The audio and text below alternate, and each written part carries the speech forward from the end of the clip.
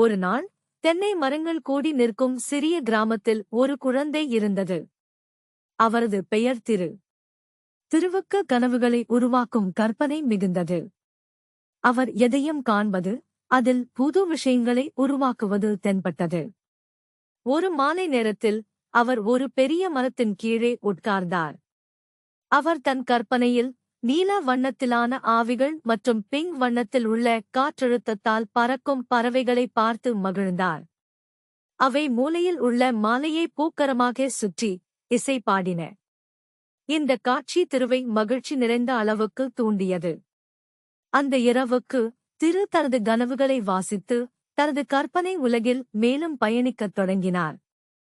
மலர்களும் வர்ணமய இதழ்கள் மற்றும் நட்சத்திரங்கள் எழுந்தன. அவர் தனது நண்பர்களுக்குமான ஒரு நகைச்சுவை உலகத்தை உருவாக்கினார்.